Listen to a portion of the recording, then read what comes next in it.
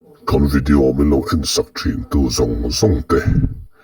tu chu Chawngtelui Presbyterian Kohhran te Christmas Ruai Inpuahchana ihan thir ho teang Ole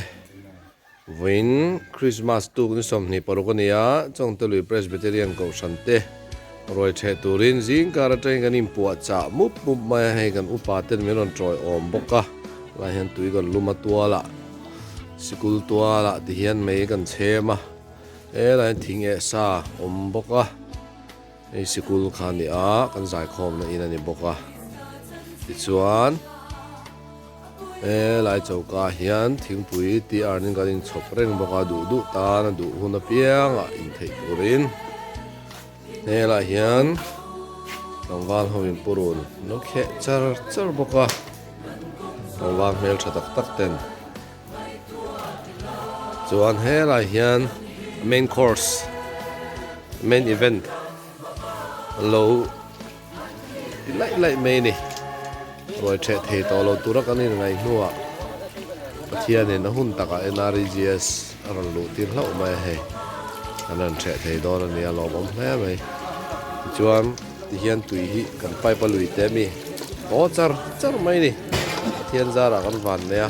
qua chưa hi cần Kohhran ram ri ani a le lam che hi udin tharatein a kati udin patein ni a puin tal rai te chuan la hian vok ti me ka ni khai a khu a ril nge ran chuak don ni mo out vek don nia upai nge tui don em boin tui don khop ma he khai kan fatu te ho pa jing kar train kho vot po soi lo win he Kohhran ho te kan ei lo la win boi char mai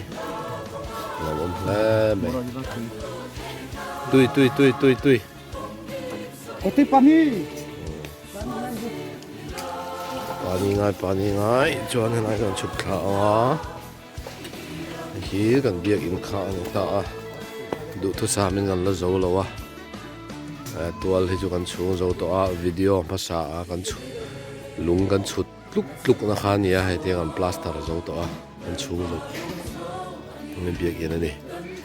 ain kara hian ti hi ola sikul nen hi ain heng deu ti a ale lama kan zai khoma le lama kan in khoma rồi kan theng hal dom boka muna la varak lo boka do la zum in nia tengan le chau le a ki lai ki kan vok khoi na khan le ta tu na kan chau le nga ya kan le kan set thiam thai na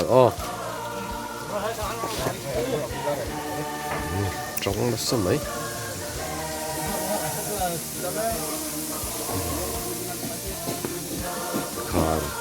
ในquarter pa hi khan ni le ta a kan quarter nia lan ki som te quarter sin fo ai sikul karan on me bo ki like street light da ti chong khamas Inpuahchana toron ti chwa the chun chu ni subscribers te ale pek lo pu som te soi cha ka kan sei ti du bo lo like and subscribe ula ti kha ti lo me la se bye bye